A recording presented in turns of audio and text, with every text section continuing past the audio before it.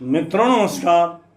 पावन ज्योतिष प्रपात यूट्यूब चैनल पर आप सबका स्वागत है। आज के वीडियो का शीर्षक बहुत ही महत्वपूर्ण और उपयोगी है, समसामयिक है, डिमांडेड है।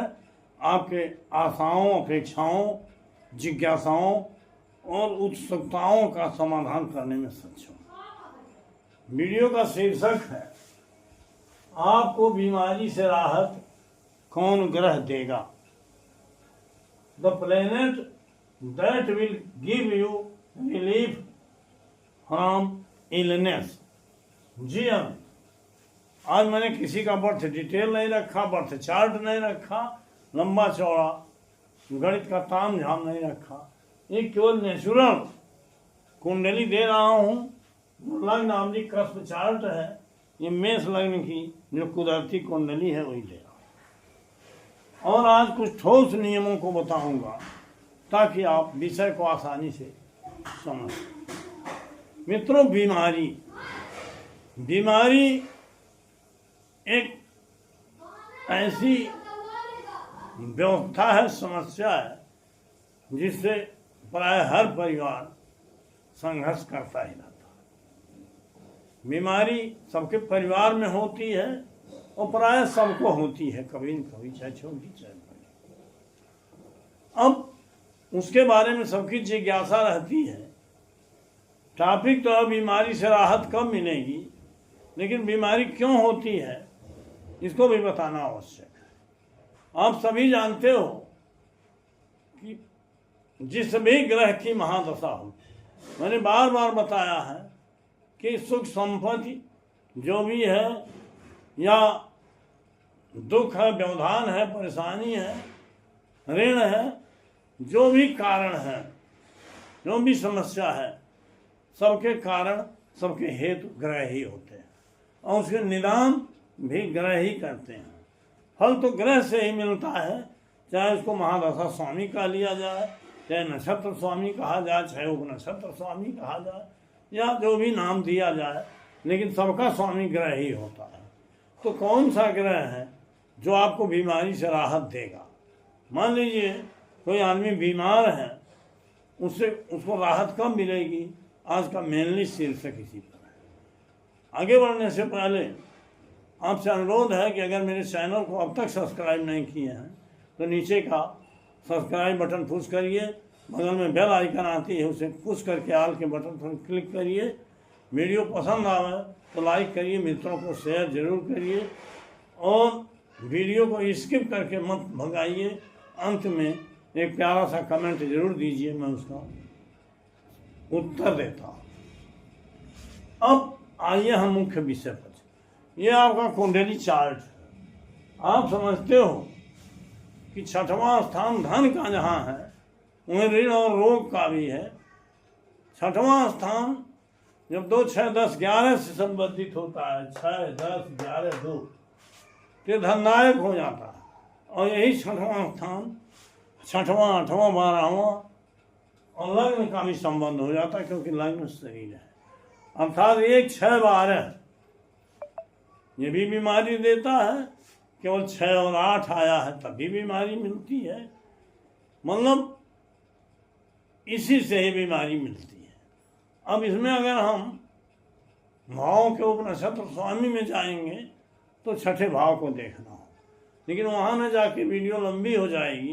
इस नाते हम इस विषय पर आते हैं कि जन्म कुंडली में आप मेनली देखें, प्रश्न कुंडली से भी इसी तरह से समाधान है।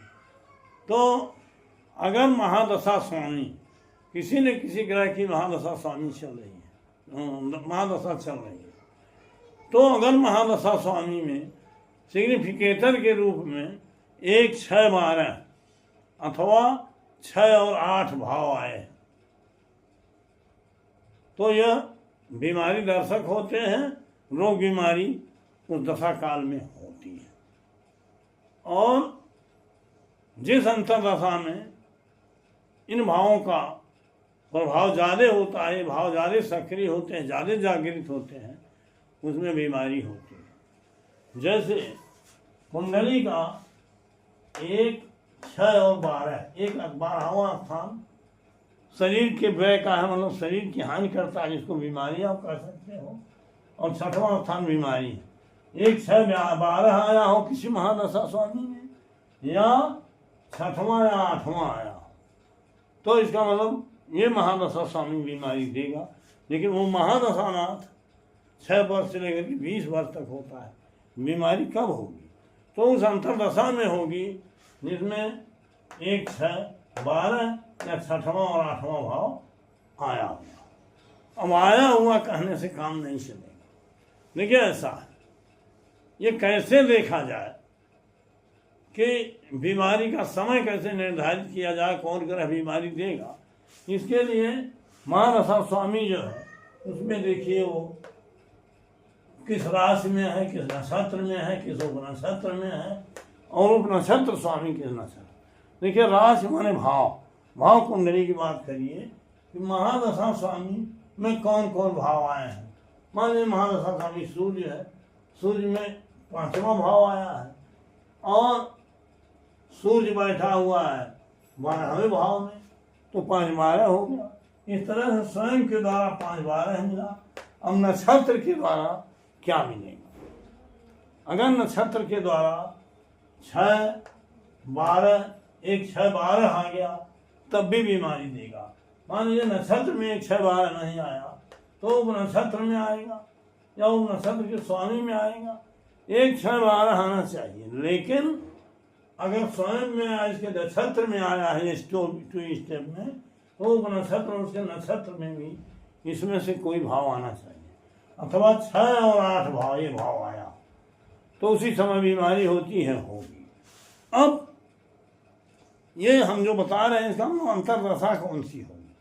अंतरदशा वो होगी जिसमें नक्षत्र के माध्यम से आया हो 1 6 12 या 6 और 8, और उपनक्षत्र स्वामी में 1 6 12 8 में से कोई भाव प्रविष्ट हो रहा। महादशा तो 20 वर्ष की होगी, लेकिन नक्षत्र के माध्यम से अगर उसमें 1 6 12 या 6 8 में 1 6 12 या 6 8 नहीं आया हुआ है, तो उपनक्षत्र भले प्रॉमिस कर रहा है कि क्लियर हो गया कि बीमारी होगी, लेकिन इसकी अंतरदशा में नहीं। जिस ग्रह में नक्षत्र के द्वारा, जिस ग्रह का नक्षत्र 1 6 12 को बता रहा है या 6 और 8 को बता रहा है, और उसके ऊपर नक्षत्र स्वामी में भी इन भावों में से 1 2 भाव आए हैं, तो उसी अंतरदशा में बीमारी होगी। प्रत्यंतर ढूंढेंगे इसी तरह से उसको।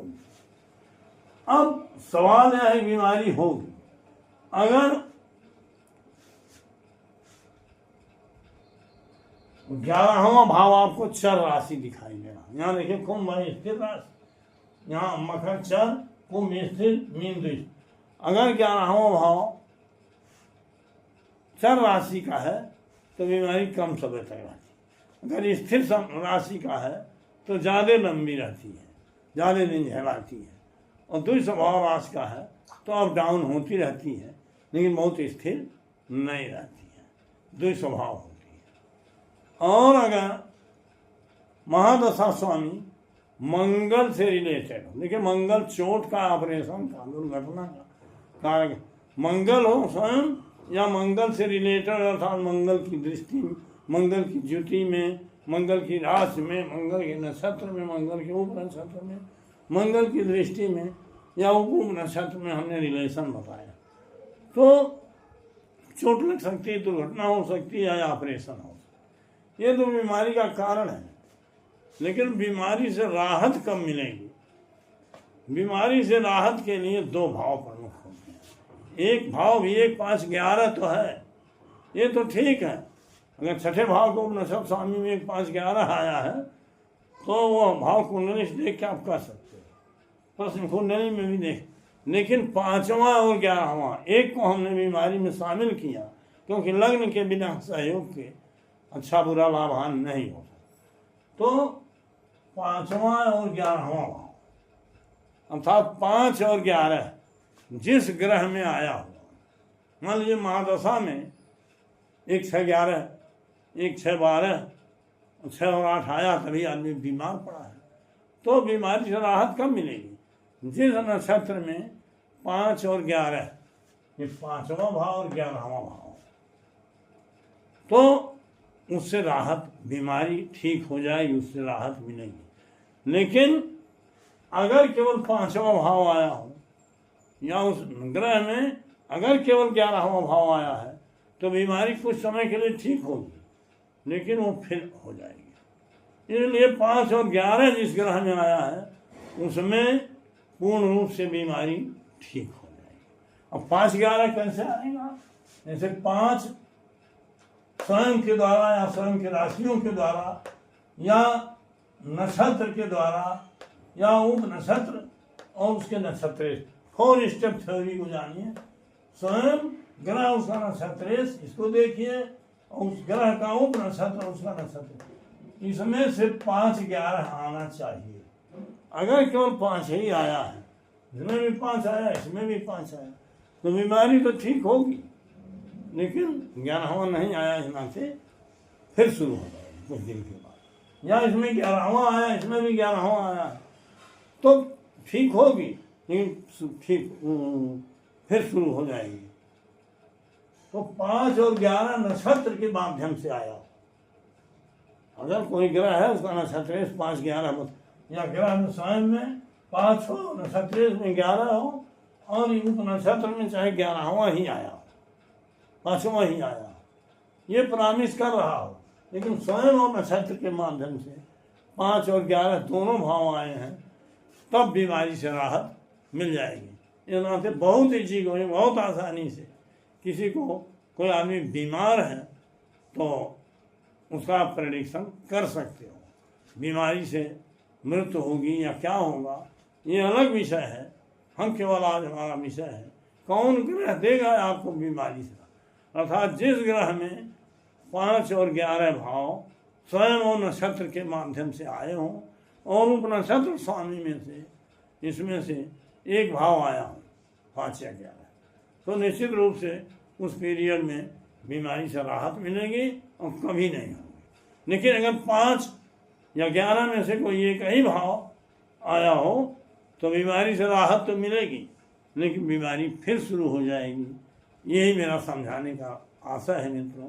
आशा बहुत आसान नियम है, लेकिन बहुत सटीक है और बहुत आवश्यक है। इसको जान करके आप किसी भी बीमार आदमी को उसका समय बता सकते हो कि कब वो बीमारी से राहत पाएगा। वीडियो लंबा ना हो, आज छोटा बनाने का प्रयास है, तो फिर आज का वीडियो ही समाप्त करता हूँ। पुनः 2 दिन बाद मिलूंगा नए वीडियो के साथ। बहुत बहुत धन्यवाद, हार्दिक शुभकामनाएं।